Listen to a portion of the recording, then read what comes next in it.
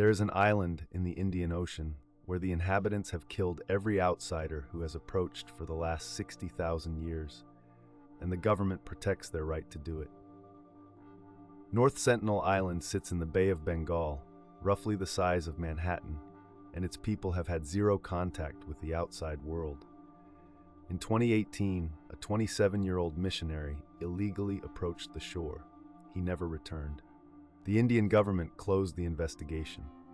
The Sentinelese remain entirely alone, by their own fierce, deliberate choice. But here is what is stranger. They are not unique.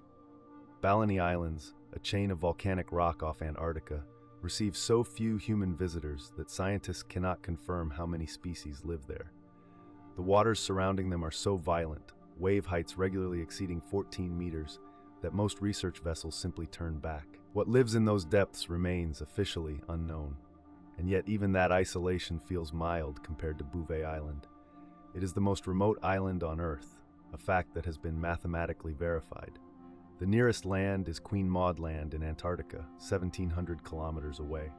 In 1964, a British expedition discovered an abandoned lifeboat on Bouvet's shore. No ship had reported sinking nearby. No survivors were ever found. No explanation has ever been offered.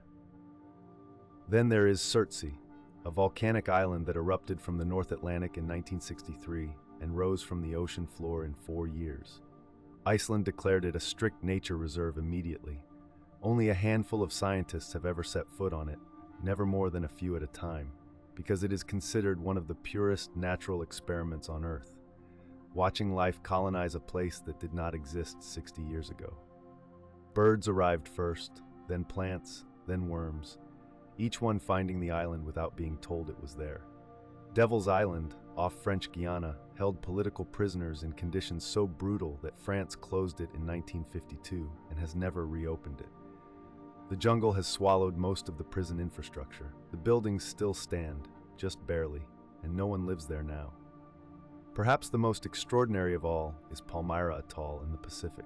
It has no permanent population, but researchers who have spent time there consistently report unexplained psychological unease, a sense of being watched. Several violent deaths occurred there in the 1970s. The island is federally protected, and access is tightly restricted. Scientists call its ecosystem pristine. Others call it something harder to name. These places share one truth: the Earth still holds corners that belong entirely to themselves. And perhaps that is exactly how the Creator intended it.